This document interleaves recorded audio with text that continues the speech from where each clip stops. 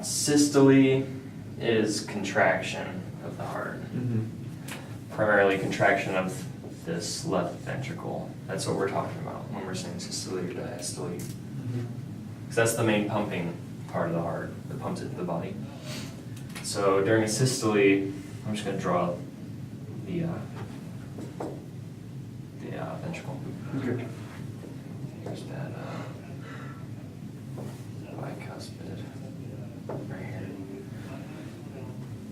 All right, during systole, these are gonna, the heart walls are gonna squeeze in because you know heart's a muscle, right? Contracts, forces blood up here, and that's systole. Whenever it's pumped most of the blood out and blood starts leaking back in from the atrium, these relax. That's called diastole. So blood starts to fill up. So the diastole is relaxation, systole is contraction. So contraction and relaxation. Yep. And there's a cycle of filling and stuff that if it asks you on there, we'll go over it. But it's a little bit more complicated than what I just said, but not by much. I mean, it's not bad. So what else do I need to know about systole? That's just a contraction, or? Yeah, that it's contraction.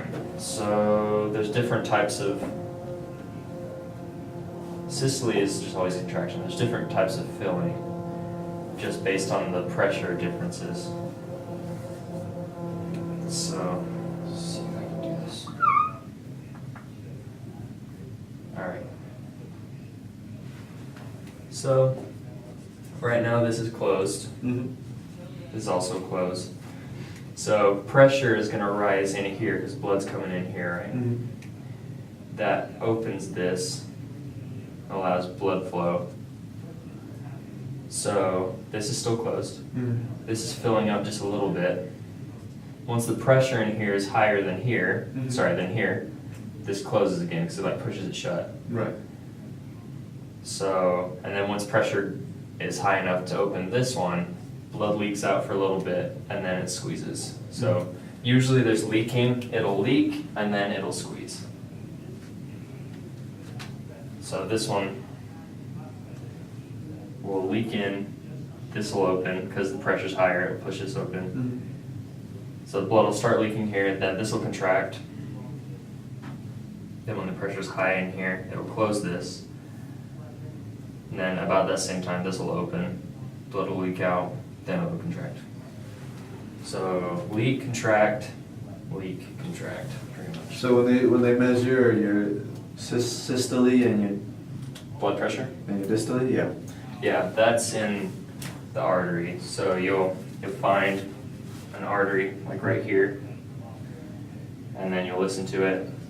You'll squeeze here so no blood comes through, and then the pressure that is reached when blood is forced through is your systolic. So that's the pressure that your heart's pumping, just like the pressure.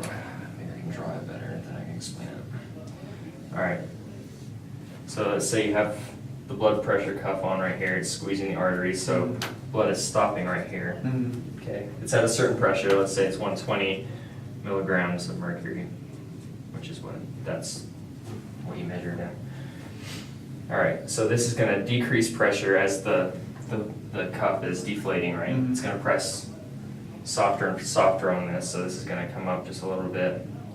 That pressure that it takes to finally push through is this systolic, so 120.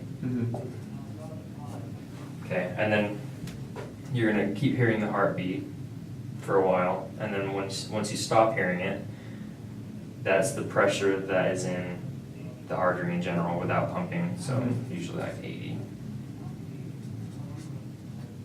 I don't know how to explain it. So like when you see someone, like when they do it with that scope and put the cuff on, Yeah.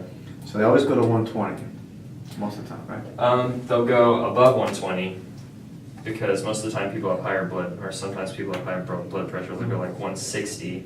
And then just release the air slowly. Yeah, and then once you hear the heartbeat, because you're listening right here, right? Yeah. Once you hear it, that means blood is coming through. Uh-huh. So that's the pressure that it takes to break through. Okay. There. And the diastole the distally would be like when they can't hear anymore. Yeah. So as they're like releasing air, Yeah. they're listening and they can't listen anymore, then that'd be the distally. Yeah, and that's when you take this. Got it.